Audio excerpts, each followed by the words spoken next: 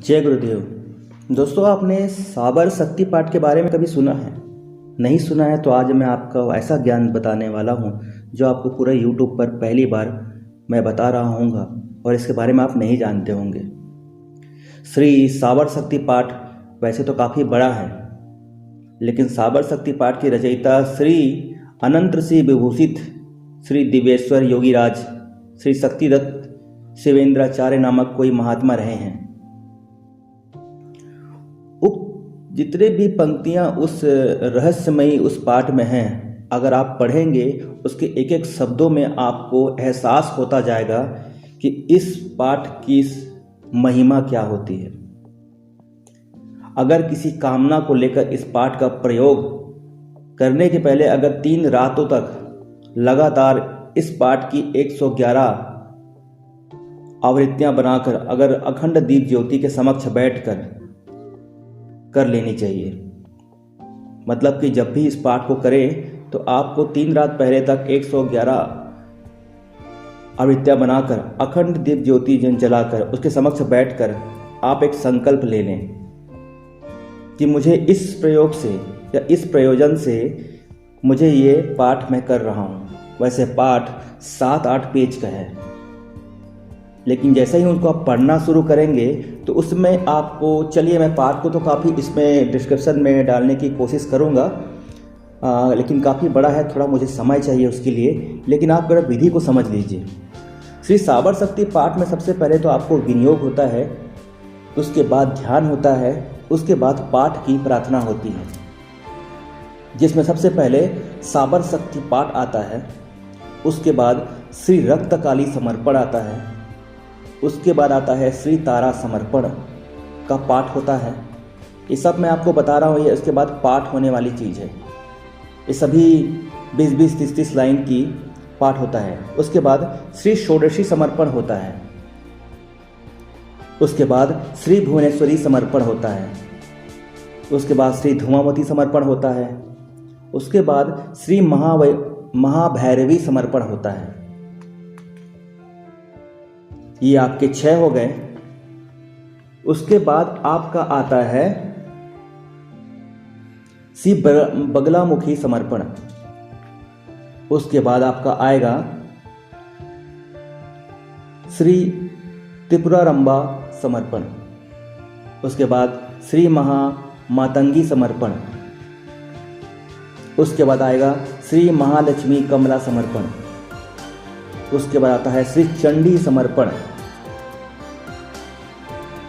इस जब सारे 10 देवियों के आप इस साबर मंत्र का पाठ जो किया गया है, इसको पढ़ने के बाद आपको जो फायदे होते हैं उसको मैं आपको गारंटी के साथ कह सकता हूं कि अगर मैंने जो बताया उस विधि से आप उस पाठ को हमेशा करते हैं तो आपको ऐसे दिव्य चीज़ों की प्राप्ति होगी जो कभी आपने ज़िंदगी में सोचा भी नहीं होगा।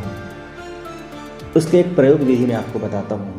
अगर आपके पास ये साबर शक्ति पाठ विधि कहीं से उपलब्ध हो जाए PDF में कहीं पर भी, तो मैं कोशिश करूँगा कि मेरे वेबसाइट से मैं आपको बता सकूँ, जहाँ ताकि आप वेबसाइट में जाकर उसको आप डाउनलोड कर सकें। लेकिन इतना सब चीज़ को मुझे लिखने में थोड़ा समय चाहिए।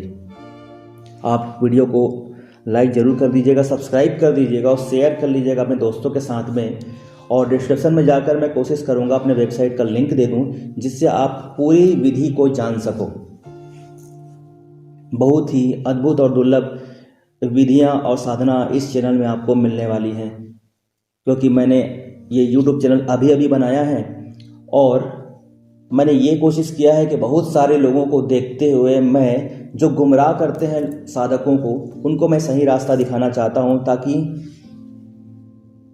मंत्रों के उच्चतम ज्ञान आपको हो और आप समझ पाएं कि मंत्रों को वाकई में, अगर आप मंत्रों को भरोसा है आपको, तो उस मंत्र से आप कुछ भी पा सकते हैं।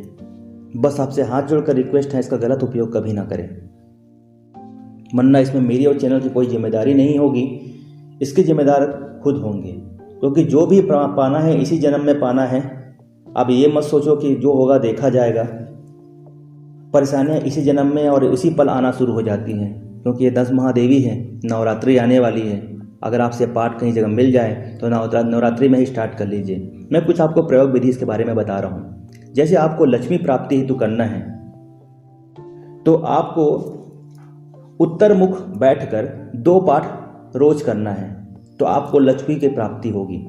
अगर आपको संतान सुख की प्राप्ति चाहिए तो पश्चिम मुख की तरफ आपको बैठकर रोजाना इसे 3 महीने तक 5 पाठ करना है, मतलब 5 बार पढ़ना है 3 महीने तक पश्चिम मुख की तरफ बैठकर। अगर आपको किसी तरह की शत्रु बाधा निवारण अगर करना है या शत्रु बाधा से कोई परेशानी हो रही है, आपको लग रहा है कि आपको कोई दुश्मन है, तो आपको इसी पाठ को उत्तर मुख की तरफ बैठना है और 3 दिन शाम को 11 पाठ करना है। मतलब प्रत्येक दिन 11-11 पाठ 3 दिनों तक शाम को बैठकर करना है। अगर आपको विद्या प्राप्ति या परीक्षा में उत्तीर्ण करने हेतु ऐसा कुछ चाहते हैं तो आपको पूर्व मुख में बैठकर 3 मास तक, मतलब 3 महीना तक आपको 3 पाठ करना है। अगर आपके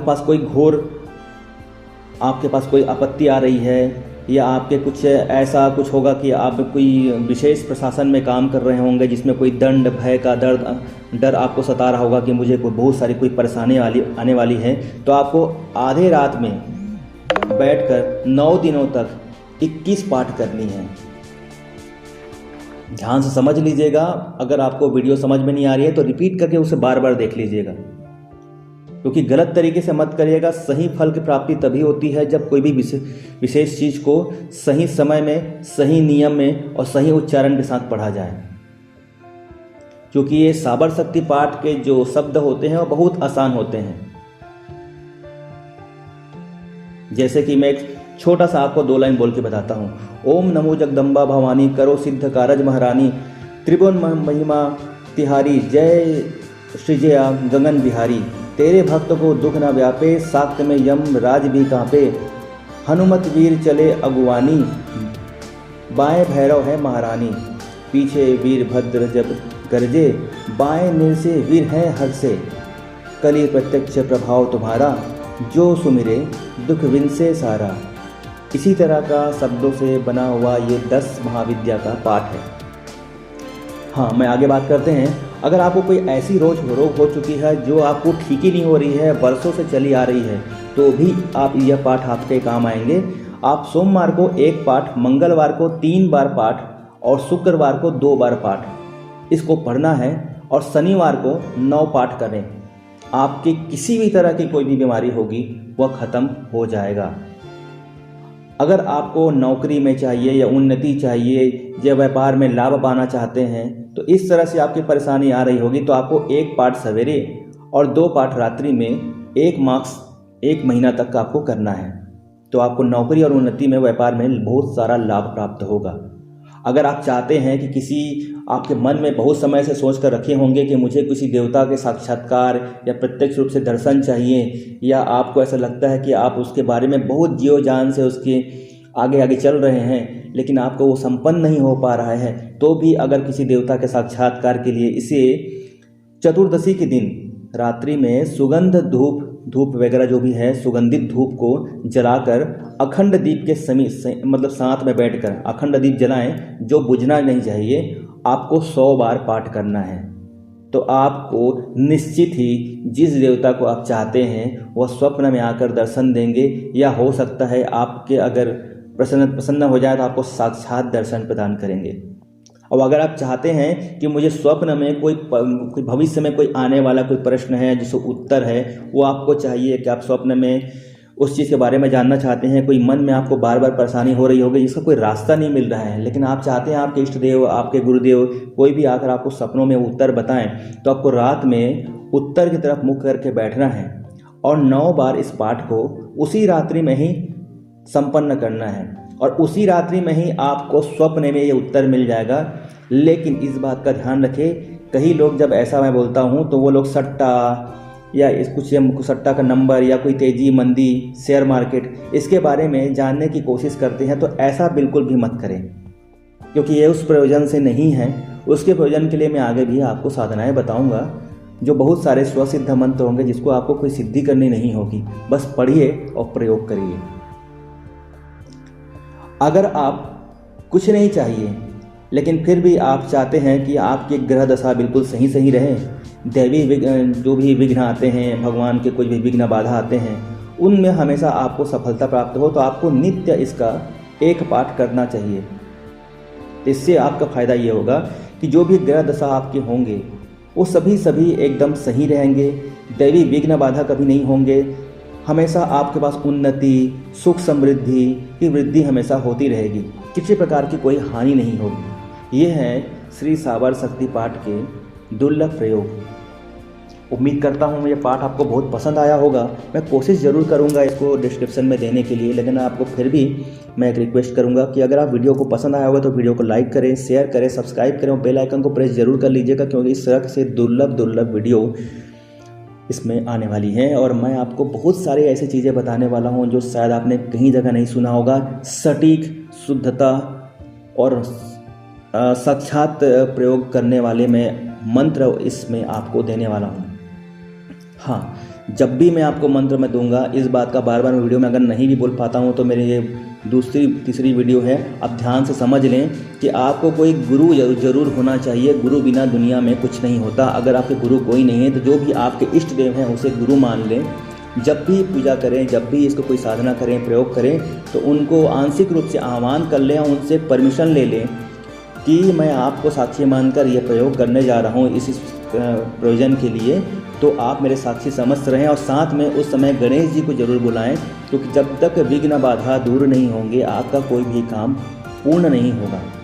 तो शिव जी को बुला लें अगर आप कोई गुरुदेव नहीं है तो, या फिर अपने गुरुदेव को बुलाएं, साथ में गणेश जी को बुलाएं और उस समय शिव जी से प्रार्थना करें कि मैं जो भी साबर प्रयोग में कर रहा हूँ उस साबर प्रयोग में मुझे पूर्णतः सिद्धि प्राप्त हो ही, और मैं जिस प्रयोजन से कर रहा हूँ तुरंत के तुरंत वह उस पर असर दिखाए, और मैं जिस प्रयोजन के लिए कर रहा हूँ वो तुरंत के तुरंत वो काम हो जाए।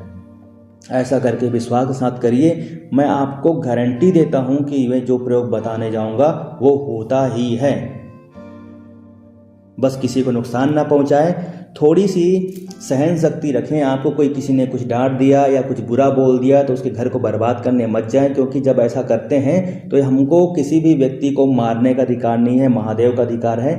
तो जब भी किसी को मारने का मन में विचार आए तो उसे माफ़ करना सीखिए। स्वतः ही आप जब इस प्रयोग को करेंगे तो उनकी सज़ा उनको भगवान खुद ही दे देगा। लेकिन जब आप उनके नियमों को तोड़कर आप जब उनको मारने का, परेशान करने का जब सोचते हैं, तब फिर आपको उसका हानि भरना पड़ता है, या उसका जो भी परेशानी है वो आपको झेलना पड़ता है। तो इस बात का हमेशा ख्याल रखें और माफ़ करना सीखें। इससे बढ़िया कुछ नहीं है, क्योंकि जब हम ऊपर वाले के ऊपर छोड़ देते हैं ना, तब वो चीज़ें वो खुद करती हैं। जब तक आप कोशिश करते रहोगे कि मैं इनसे करवा लूँगा, मैं खुद कर लूँगा, तो ऊपर वाला भी देखता है ये जब खुद कर लेगा तो मुझे करने की क्या आवश्यकता है, वो आप ही पर छोड़ देता है। वो आप हमेशा हताश होते हैं, हारते हैं, जीतते हैं, जैसा भी होते हैं, वो आप ही समय बहुत कब लग जाता है आपको कि आप 1 महीना 2 महीना साल भर तक उसके पीछे पड़े रहते हैं, काम नहीं हो रहा है फिर भी पीछे पड़े रहते हैं। एक बार ऊपर वाले भगवान को सौंप कर तो देखिए कि भाई मेरे पास तो कुछ नहीं है, मैंने तो हिम्मत हार गया, मैं सब कुछ छोड़ के आप कर दे रहा हूँ, आज के बाद मैं उसको कुछ नहीं बोलूँगा, जो करना है आप ही करिए। तब भगवान बोलते हैं कि हाँ अब सही वक्त है, अब आपने मुझे बोला है तो अब मैं उसका क्या करना है मैं देख लूँगा। बस आप तो छोड़ो। जब आप किसी व्यक्ति को कुछ काम करने के लिए बोलते हो तो जब वह काम करते रहता है तो क्या आप दूसरे व्यक्ति को फिर से बोलते हो क्या दूसरे व्यक्ति फिर से आपको उस काम को करने के लिए आता है? बिल्कुल भी नहीं आता है, क्योंकि आपको पता है कि जिस व्यक्ति को तो इसने काम करने के लिए बोला हुआ है तो वही काम करेगा ना, दूसरे को तो काम नहीं करना है। तो जब एक व्यक्ति काम कर रहा है तो दूसरा बीच में हस्तक्षेप नहीं करता है। उसी तरह जब आप खुद कर रहे हो तो ऊपर वाला भगवान या ईश्वर उसको हस्तक्षेप नहीं करता है। लेकिन जब आप उनको उसके ऊपर छोड़ देते हो तब जाकर वह समझता है कि हाँ इसने तो छोड़ दिया, अब इसका तो कोई सहारा नहीं है मेरे अलावा, तब वो फिर आपका काम करना शुरू करता है। तो एक बार करके तो देखिए। ये प्रत्येक चीज़ें मैं आपको जो बता रहा हूँ ये मैं मेरे पर्सनल अनुभव के अनुसार आपको बता रहा हूँ। ये हमारे साथ घटी हुई है और हमने की हुई है, और बहुत ऐसे रिजल्ट मिलता है। और जब सामने वाला जब जो आप करना चाहते हो उससे बढ़िया रिजल्ट जब ऊपर वाला करता है ना, तो उससे शानदार अनुभव तो दुनिया में कभी कुछ होता ही नहीं है भाई मेरे। इस चीज़ को ज़रूर करिए। मिलते हैं एक और सुंदर अच्छे वीडियो के साथ में और नए आपके साधनाओं के साथ में। तब तक के लिए अपना ख्याल रखिए। धन्यवाद।